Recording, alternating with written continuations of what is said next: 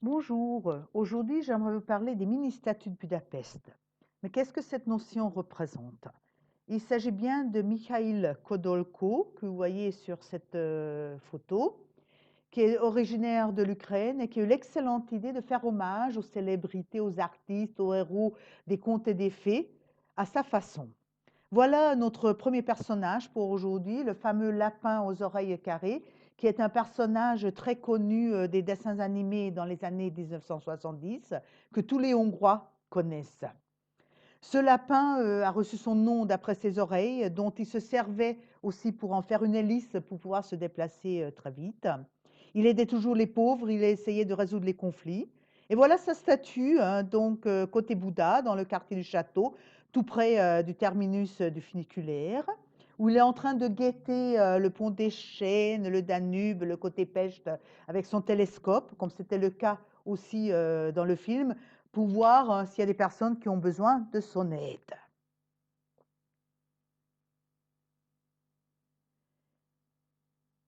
Et notre deuxième histoire a un rapport avec le fameux café New York. Donc vous avez cette belle intérieur.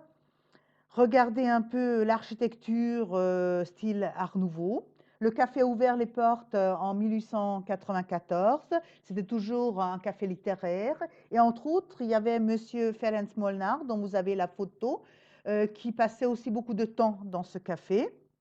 Et l'histoire, l'anecdote a un petit rapport avec ce monsieur, parce que selon donc cette histoire qui pour moi reste une anecdote, il a volé la clé au moment de l'ouverture du café, il a jeté dans le Danube pour que le café reste ouvert tout le temps.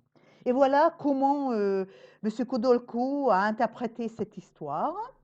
Vous pouvez trouver dans la rue sur le côté du café donc un sous-marin, enfin un plongeur sous-marin avec ben, justement la clé du fameux café dans sa main.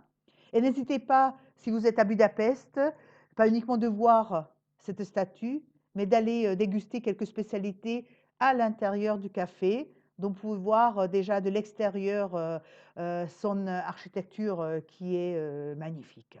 Donc voilà pour ces petites histoires pour aujourd'hui. Merci beaucoup. Au revoir.